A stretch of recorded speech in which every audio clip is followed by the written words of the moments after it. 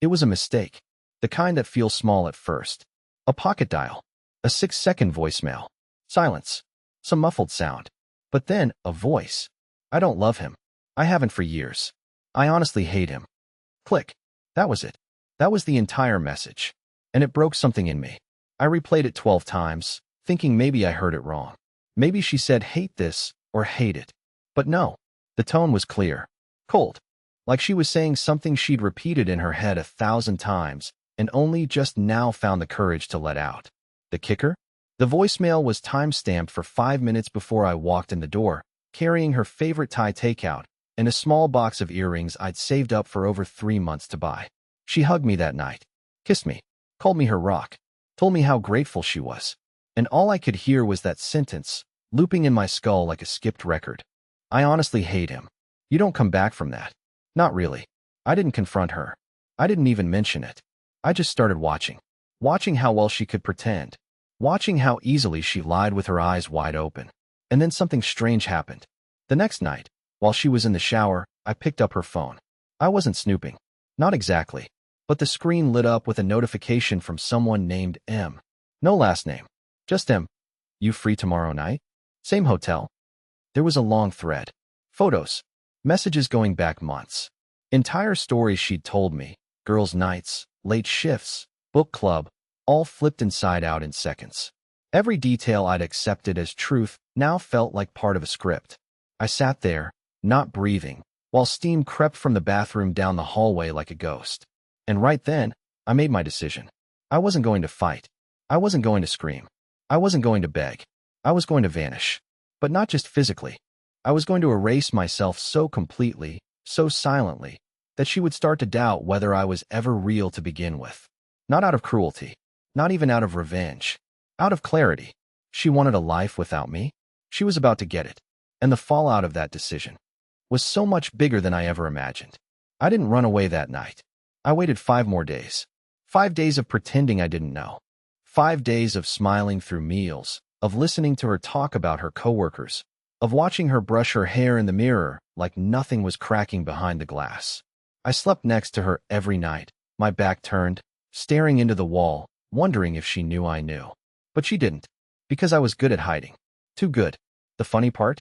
I wasn't even angry anymore. I was curious. I had spent so many years giving her every piece of me that I'd forgotten what it was like to withhold. So I did. I started studying her, like she was a stranger in my house. And the more I paid attention, the more I realized I didn't even recognize the woman I had built my life around. She had tells, little cracks in her performance, a habit of touching her collarbone when she lied, a half-second delay before answering basic questions. And she was always texting. Her phone might as well have been another limb. But she never smiled when she looked at it anymore. No joy, just urgency. On the 5th day, I executed my plan. I left for work like normal, packed my lunch, kissed her on the cheek. I even said, I love you. She said it back without blinking. Then I drove to a storage unit I had secretly rented 30 miles outside the city. Inside was a duffel bag, a burner phone, a prepaid debit card, and a backpack with just enough to live off-grid for a while. I'd been building the kit for months, originally out of some weird survivalist fantasy, not because I thought I'd use it. But now it had a purpose. That night, I didn't come home. I turned off my real phone and left it in a park near the river. I logged out of every account. No social media. No bank access. No GPS. I became vapor. I took a late-night train out of state and checked into a cheap motel under the name Reed Barrett. A name I hadn't thought about since high school. Someone who used to bully me, believe it or not. I figured it was poetic in a stupid way. And then I waited. No calls. No texts. Nothing for 12 hours. And then, boom. Her first call came at 9:41 the next morning. Then 3 more. Then she called my boss. My sister. Even an old roommate I hadn't spoken to in years. She started texting frantic things like, Lowell, where are you? This isn't funny. Please just come home. I don't understand what's going on. Are you okay? Just say something. You're scaring me now. Please. Please call me. It was wild to watch. Like she was unraveling in real time. All this from the woman who told her friend she hated me. Now she was acting like I was oxygen. But I wasn't touched by it. Not exactly. I was watching to see when the truth would slip out. And then it did. 2 nights after I vanished, I used a borrowed laptop at a library to check a dummy email I had made years ago, the one I used to register an old ride-sharing account she never knew I could still access. And there it was, a trip receipt. She had taken a ride to a hotel at 10:27 p.m. The same hotel M had mentioned. She wasn't mourning. She wasn't worried. She was meeting him. But this time, I was already there. Not in the hotel, but watching from the parking garage across the street. Through binoculars. She never saw me, but I saw everything. From the parking structure across the street, I watched the entrance of the hotel as if it were a stage. My breath fogged the inside of my windshield as I waited. I didn't even know what I was expecting to feel. Rage, heartbreak, maybe some twisted sense of justice. But what I felt, more than anything, was fascination. Like I had stepped outside my own life and become the director of someone else's unraveling. At 10:43 p.m., she arrived. Ember, wearing a long beige coat I hadn't seen before, heels that clacked with confidence, and hair pulled back into a ponytail like she always did when she wanted to look elegant but effortless. She walked in without looking around. Not nervous, not guilty, like it was just another appointment on her calendar. I took a picture. At 10:57, a man followed. Tall, athletic, wearing a charcoal suit and a smug face you could spot even from 3 floors up. He tapped his phone at the front desk and got a keycard within seconds. I took another photo. When she came back into the lobby to meet him, she kissed him. Not a hesitant, stolen kiss. A long, slow one, like they'd done it 100 times before. I didn't move. I didn't cry. I just documented. Because now, I wasn't just watching, I was building a timeline. See, I knew something Ember didn't. Our home security system? It saves camera footage to a hidden backup server I installed myself, one she never even knew existed. And if you think she was careful, she wasn't. She brought that man into my house. Twice. Once while I was out of town for a work conference. Once while I was working a double shift. I had motion alerts from those days, and now I had the timestamps to prove it. After the hotel, I followed her from a distance over the next several days. Not every hour, just enough to trace the pattern. She'd alternate between desperation, sending me dramatic voicemails about being worried sick, and quiet deceit. It was like she thought she had a small window to cover her tracks before the truth surfaced. She started asking my sister if I had a history of depression. Told my boss I'd been acting distant lately. Planted little seeds to suggest that I might have had some kind of breakdown. It was smart, honestly. By the time anyone started really questioning her, she would have had her version of the story neatly wrapped in worry and grief. But I wasn't going to let her write the ending. On the 5th day of my disappearance, something strange happened. I was sitting at a train station 2 towns over, drinking burnt coffee and going through screenshots on the burner phone when a girl sat next to me. Red leather jacket, blue streak in her hair, headphones hanging around her neck like she didn't care if they ever worked again. She looked over, then at the phone, then back at me. "You spying on someone?" she asked, not accusatory, just amused. I froze. I hadn't spoken to anyone in days. I probably looked like a ghost. But instead of brushing her off, I surprised myself. "Kind of," I said. "More like documenting a betrayal." She smirked. "You one of those Reddit guys?" I laughed under my breath. Something like that. She didn't press. Just sat with me for a few more minutes. We didn't exchange names. We didn't need to. But before she left, she said, "If you're gathering receipts, make sure you don't just survive it. Make sure you own it." And just like that, she was gone. But that sentence stuck in my ribs like a nail.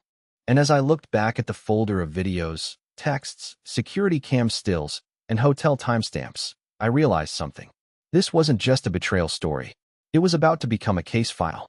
And I wasn't just the victim anymore. I was the witness, the collector, the narrator. And Ember? She was about to be exposed to the last person she ever expected. Herself. 3 days after I watched Ember kiss her secret man in the hotel lobby, I decided it was time to tighten the rope, not around her neck, but around the illusion she had worked so hard to preserve. I wasn't going to expose her in public. Not yet. That would be too easy. No, what I needed was quiet chaos. The kind that starts with small tremors. The kind no one sees until the floor collapses. I began by uploading everything I had to a private cloud folder. Every screenshot. Every camera feed still. Every saved voicemail and chat log. But I didn't send it anywhere. Not yet. I just needed it ready. like a detonator with a delay, the kind of thing that would eventually land right in her lap, and in the inboxes of a few carefully selected people. And then, something strange happened.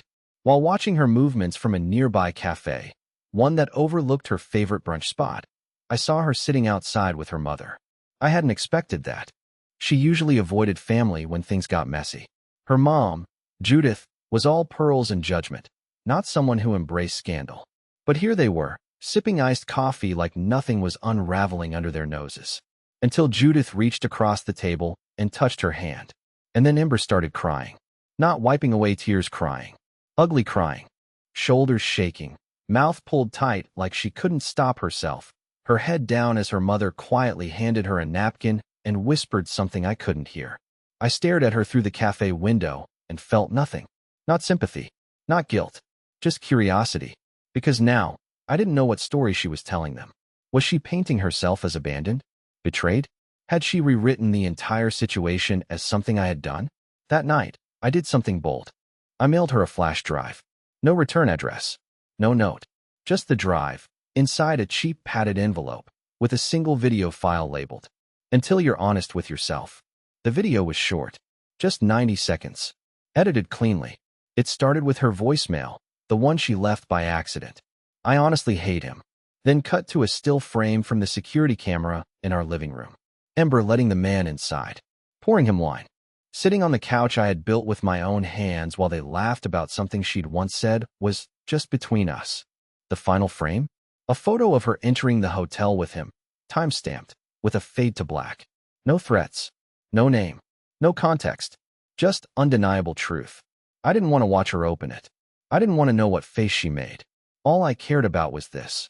Would she finally admit to herself what she was doing? Or would she double down? Turns out, Ember wasn't built for exposure. 2 days after the flash drive arrived, she took her Instagram account offline. She called out sick from work. And she started texting me again. The real number, the one I hadn't used in weeks. I don't know what's happening. Please talk to me. I'm sorry. Did someone send you something? I can explain. Please don't make this worse than it already is. Just tell me what you want. I'll do anything. It was amazing how quickly the language of control turned into the language of desperation. From silence to begging. From power to panic. She wasn't trying to fix things, she was trying to get ahead of something. But the truth was already faster than her. Because while she was unraveling in her pretty little apartment with her filtered stories and her curated grief, I was preparing something else entirely. A message. A final one. Not to her. To everyone who thought they knew us. The first ripple wasn't dramatic. It came quietly. An old college friend of mine, Aaron, messaged Ember on Facebook. Not a "where is he" message, but something far more unsettling. Hey, just wanted to say you're in my thoughts. I hope the truth comes out soon. That was all. No context. No accusation. But that one sentence cracked her composure. I knew because I'd planted it. Aaron and I hadn't spoken in years, but when I explained what I was doing and showed him why, he agreed to be part of it. Not for revenge. Not even out of loyalty. But because, in his words, you've always been the guy people walk over. I think it's time you stood on someone's throat for once. He wasn't wrong. The messages kept coming. Not many, just enough to be noticed. One from an anonymous email. One from her cousin in Portland, who I'd quietly informed about the hotel video. One from her hairstylist, who'd been with her during one of those fake girls' nights she used as cover. None of them said what exactly they knew, but they all hinted. And that's what made it work. Ember had built her image like a glass sculpture. Beautiful, fragile, precise. And now it had hairline cracks she couldn't find fast enough to repair. I didn't just want her to suffer. I wanted her to question reality. That's what made the next move so satisfying. I scheduled a delivery to our old house. Not flowers, not gifts. A stack of manila envelopes. Inside each one, a printed screenshot of her texts with the man she called M, the kiss in the hotel, and a still frame of her letting him into the house. I mailed 5 copies. One addressed to her. One to her mother. One to her boss. One to the couple who lived across the street, the ones who used to host wine nights. And one, just for flavor, to her favorite yoga studio. The fallout was immediate. She shut down her social media again. Changed her number. Called my sister 5 times in one morning. I wasn't told everything, but I got a text from my sister that simply said, "Whatever you're doing, it's working." But the most satisfying moment came the next evening. I watched Ember return home from work. Her movements were erratic, panicked. She paused at the porch, saw the final envelope sitting on the mat, and didn't even pick it up. She just stared at it for nearly 3 minutes. Frozen. Then she sank down onto the step like her legs gave out beneath her. I wasn't across the street that time. I was parked 2 blocks away, watching from a drone I'd borrowed from Aaron. Discreet. Quiet. I watched her bury her face in her hands and rock slowly forward and back. This wasn't cruelty. This was balance. She had told the world that I disappeared, that I abandoned her, that I was unstable. And now, the evidence was turning on her like a silent jury. But here's where things took a turn, because I knew Ember. She wouldn't break in a dramatic explosion. No, she'd do what manipulators do best. She'd pivot. The next morning, I got an email, sent from an address I didn't recognize, but I knew it was her. Subject line, let's talk. No cameras, no games. And the message? You win. I don't know what your goal was, but congratulations. You've ruined me. I hope that makes you feel powerful. I'd like to meet, neutral ground. 1 hour. Just you and me. You deserve that much. It was bait, obviously. But what Ember didn't realize is I hadn't even started yet. She picked the cafe. Of course she did. Neutral ground, she said. But she chose the exact place where she met that man 6 months ago. The same booth, the same table, the same window overlooking the bookstore across the street. She probably thought I wouldn't notice. Or maybe she wanted to control the setting, even now. That was Ember's signature move, where the mask, choose the stage, script the scene. But I'd burned the script already. I arrived 20 minutes early and sat at a table by the window, not the booth. I wanted light on her face. I wanted to see everything. She walked in at exactly 4 p.m. Hair pulled back. Sunglasses on even though it was cloudy. No makeup. That was new. Maybe it was for sympathy. Or maybe she was unraveling faster than I thought. She spotted me, hesitated, then walked over. No hug. No smile. Just sat down like we were lawyers before arbitration. I didn't expect you to come, she said. I know, I replied. You don't really know me anymore. Silence. She clasped her hands like she was in church. No rings. No jewelry. Her nails were chipped, which told me she hadn't been to her salon in at least a week. She looked exhausted, but I didn't offer her sympathy. I let her sit in it. I don't know how much you think you know, she started, but things aren't as simple as they look. I leaned forward slightly. I'm not here for your version. Her jaw tightened. That hit harder than I expected. I made mistakes, she said. No, I corrected her. You made choices. Over and over. This isn't about one voicemail. It's not about one man. It's about who you became while I was busy loving someone who wasn't real. That stung. I saw it in her eyes. But I wasn't done. She looked around as if someone might be watching, then leaned in closer. If this goes public, if you send more of that stuff to people, it's not just my reputation. It'll affect my job, my family. You really want to humiliate me like that? I didn't blink. You humiliated me in private. I just gave you the courtesy of seeing it in reverse. Her voice dropped. What do you want? I waited. I let the silence do its work. And then I pulled out a small envelope and slid it across the table. Inside was a printed document. No threats. No legal terms. Just one line, typed in clean black ink. I want you to admit, in writing, that you lied to everyone. That you betrayed me. That you manipulated the people around you to make me disappear so you could play the victim. She didn't even touch it. You're insane. No, I said calmly. I'm awake. She pushed the envelope back. You think this is justice? You think this will fix something inside you? What? You want me to grovel so you can feel powerful for once in your life? I looked her dead in the eye. I want you to stop pretending you're the fire. You're the smoke. You cover everything in darkness and pretend you're glowing. But I know what you are now. She stood up abruptly. The chair scraped hard against the tile. A few people looked over. She didn't care. You ruined me, she hissed. Congratulations. I smiled for the first time. No, I revealed you. You ruined yourself. And then I did what I had rehearsed over and over in my mind. I picked up the envelope she refused to touch, tore it neatly in half, and dropped it in my coffee cup. Consider this mercy, I said. I stood and walked out. Left her standing there, shaking with rage or regret. I couldn't tell which. But it didn't matter. Because now, for the first time in my entire life, I didn't care if she cried. And the best part? The real consequence hadn't even hit her yet. Because the truth wasn't what I had on her.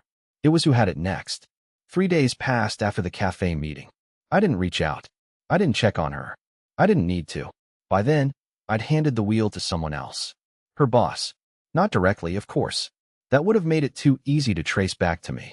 Instead, I used the same anonymous email chain I'd created weeks ago, the one I'd used to send the hotel footage to her yoga studio, her cousin, her stylist. But this time, the contents were different. Curated. Focused. A clean PDF file, labeled Internal Character Concerns, containing the exact timeline of her relationship with M, who, surprise, worked at the same company, a few levels beneath her in the org chart. I included screen grabs of flirtatious messages sent during work hours, calendar overlaps, email snippets, the security cam footage where she brought him into the house while claiming to be working late. HR poison. I didn't even need to fake anything. I just let the truth sit in their inbox like a dormant virus, waiting to be opened. By the next morning, Ember was placed on administrative leave. I know because she called my sister in a panic, asking if she'd heard from me. She didn't mention the job, but her voice cracked on every syllable. You could hear the weight of losing control. My sister didn't say much. Just told her she hoped Ember was finally being honest. Click. I was in a diner 3 states away when I got the text from a number I hadn't saved in years. Hey, I know this is weird, but I think we need to talk. I stared at it for a long time. He had no idea I had his number. No idea I'd already traced his entire digital signature back to Ember's work friend 2 months ago. I didn't respond. He texted again the next day. She said she was separated. I didn't know, man. I swear. I didn't even know you existed. That was the line that made me laugh out loud. Not in bitterness, but in disbelief. That's what I had become, a ghost in my own marriage. An off-screen character in someone else's script. I replied with one sentence. She said the same about you. He never replied again. But what happened next was better than any message. A friend of mine, someone still back home who worked front desk at Ember's company, sent me a photo. It was Ember, in the lobby, crying. Security was escorting her out of the building. Apparently, M had been let go too. Internal relationships weren't forbidden, but undisclosed conflicts were. And once HR saw how deeply she manipulated both company resources and timelines to protect the affair, they didn't hesitate.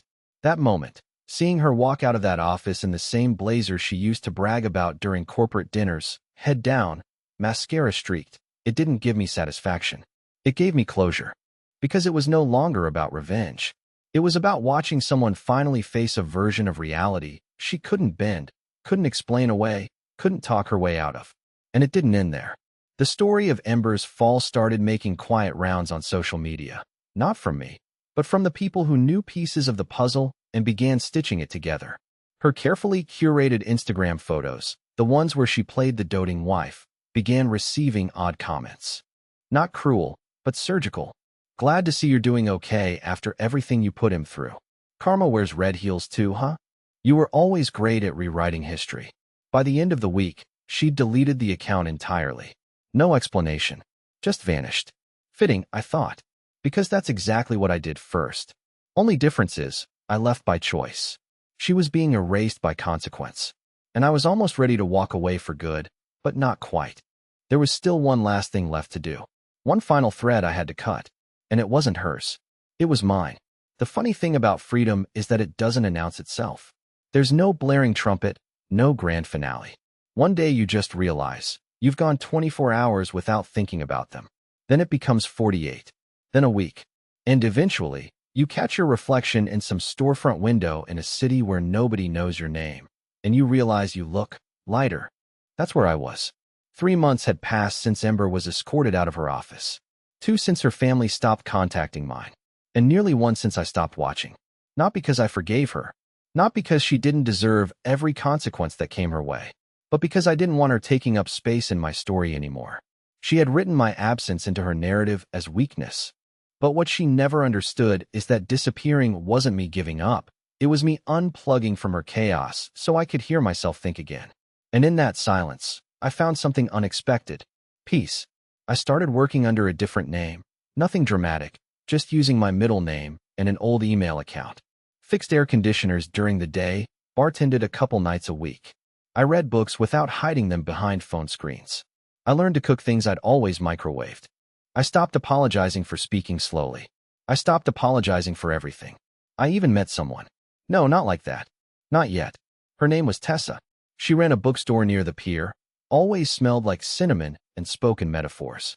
We talked about music and loss and why people betray each other, not in the bitter way, but in that soft, curious tone that says I've been there too. She never asked about Ember. I never volunteered, because Ember wasn't the story anymore. One night, I found myself walking along the beach. It was dusk, a little wind, some gulls, the waves pulling at the shore like they were exhaling for the first time all day. I pulled out my phone, the real one, the one I hadn't used since I left, and stared at the home screen for a long time. There were dozens of voicemails. I didn't listen to any of them. Instead, I opened my contacts, scrolled down to E, and hit delete. That was it. No fireworks. No closure monologue. Just one tiny tap. And in that small, digital gesture, I felt something loosen in my chest, a knot I didn't realize I'd been living with for years. I looked out at the ocean and smiled. Not because I won. Not because she lost. But because I wasn't angry anymore. She had lied. She had cheated. She had rewritten our life like it was a resume. But I had walked away with something she never had. The ability to stand in the wreckage and feel whole again. Not perfect, just whole. So that's my story. The man who disappeared without a fight, only to find that leaving wasn't the end, it was the beginning. I didn't get revenge. I got something better. I got myself back.